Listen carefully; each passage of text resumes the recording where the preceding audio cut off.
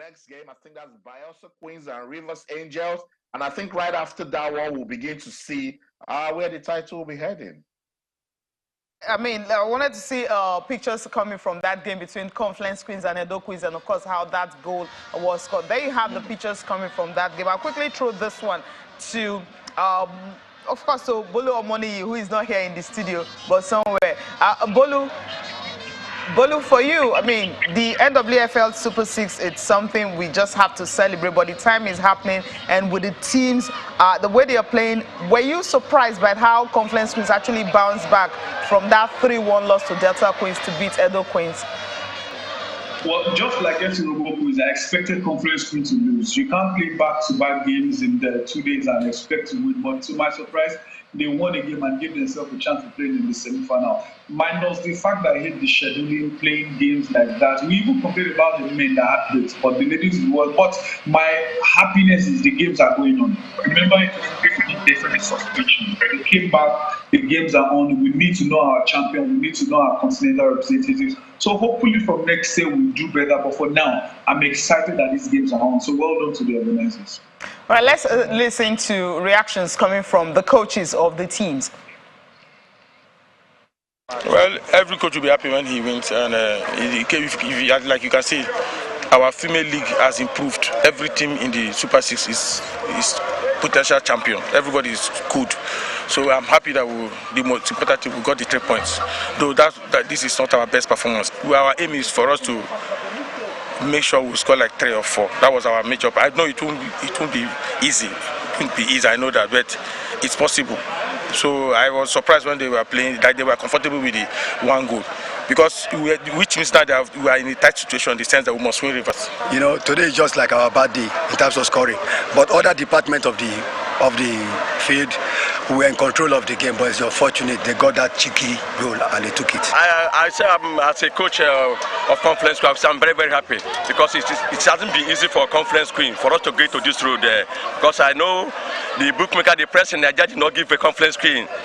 They did not write them as the people that will qualify for this Super Six. They were rated as teams to be relegated, but by the end of the day, we are able to get to the Super Six, and today, with this result today, I'm sure we are going to qualify to the next round. Yeah, after getting your first 3 points, now they can now smile. As he mentioned, people did not know. I mean, most people were not expecting Confluence Queens to make the Super Six, but there they are in the Super Six. And of course, just maybe if we had had a better organized tournament, we'll see the best of this girls actually playing team. Afisa, I will come to you here. We saw Sebastian Flourish. She was in Ghana on Friday. On Saturday, they played the final against Ghana, talking about the Wafubi Girls Championship, the cup that they played on Saturday. And that game went into penalties. And they traveled back to Nigeria, and they started playing games on Tuesday.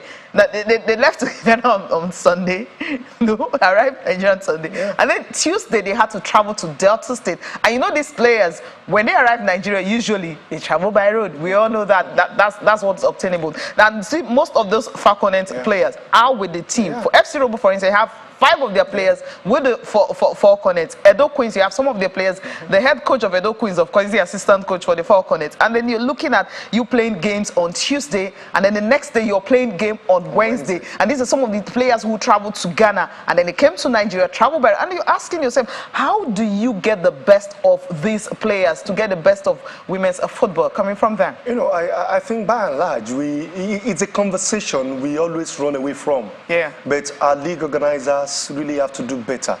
These things are happening too frequently. You know, the excuse this year is that they need to beat the deadline by CAF. It's happened with the men's league a couple of years back. We cannot continue to endanger the lives of our players.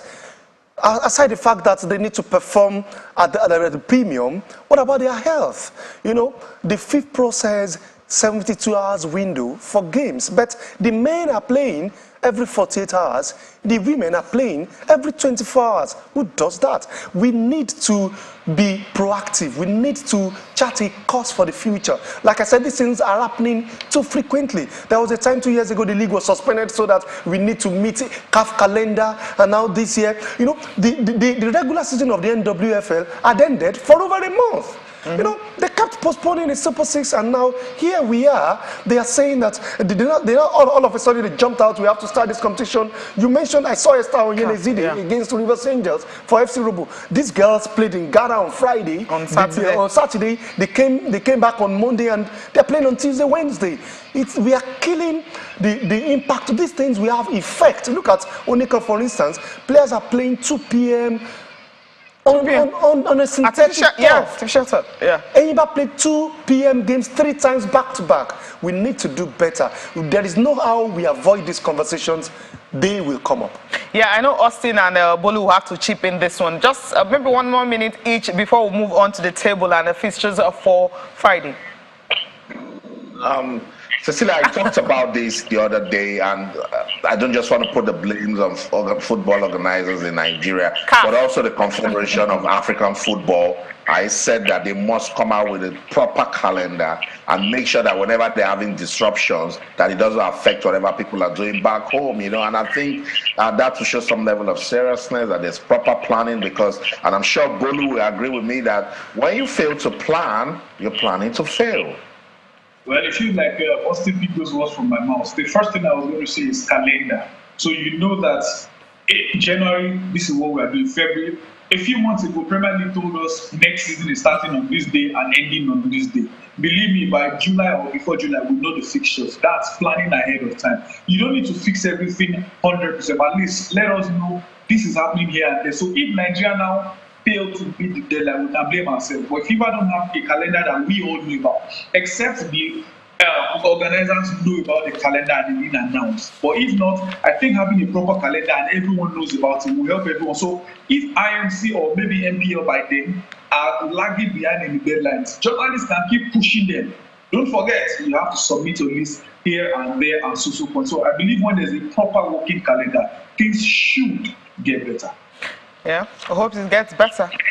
All right, let's just take a look at the table of how it is looking like. We know FC Robo no longer in the running for that. There you have it. After 1 game each from Bayelsa Queens, FC Robo for 2 games, yet they haven't won any. But Bayelsa Queens and Rivers Angels haven't won their opening game. So flip over to what Group B is looking like. You also have the teams that have also won. When I talk about Group B, talking about Delta Queens, Confluence Queens, and of course Edo Queens. Confluence Queens, they won their opening game, and for Confluence Queens, they played 2 games, losing the opening and of course winning the second one. And Edo Queens haven't played 1 game yet to have a point. So these teams are still in the running to pick the semi-final ticket to go into the last 2 will play the semi-finals before they get into the final, which will be decided on Sunday. And of course the games for Friday, there you have the games for Friday. Bayelsa Queens will up against Rivers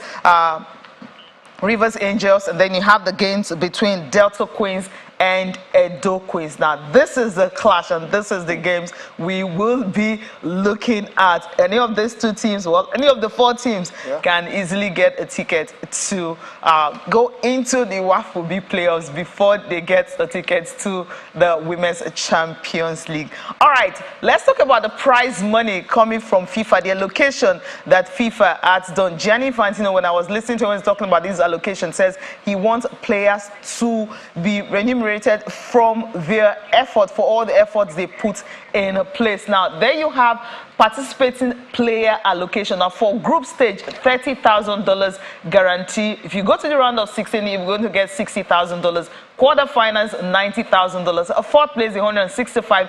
3rd place, $180,000. 2nd place, $195,000. And there you have the winners. I mean, the difference is high, $270,000. Now the emphasis is that each, not just the whole team, each of the player that will win the trophy will go home with $270,000. And all the teams are trying as much as possible to get into this. When you know that for the women's team, the highest, the benchmark that FIFA has released is $14,000. That's what players collect in each of their club. Now, when you get this, that simply means there's something in the offing. Now, participating members association allocation, group stage, each Federation will get $1.56 million. Round of 16, 1.8. Quarterfinals, 2.1. Fourth place, 2.4. Third place, 2.6. And second place, 3.1. And of course, winners will get $4 million. That's for participating members association allocation. Now, when you look at this money, so it shows you have to put money into this team for you to be able to get all this money. If you can't do that, then that's the end of it. Now, let's quickly get reactions from you guys before we leave the studio. I'll start with you, Fisayo, right here in the studio. I mean, this allocation we're looking at, FIFA have actually commended FIFA because it was an effort from 150 players who had to write to FIFA through FIPRO that this is from 25 countries, that they want things to change. They want to earn money, and then they will be proud that, yes, they were able to represent their countries. Yeah, I'm very impressed with what FIFA have done, and I think I'm much more happy for the African players. Nothing motivates the African player than money.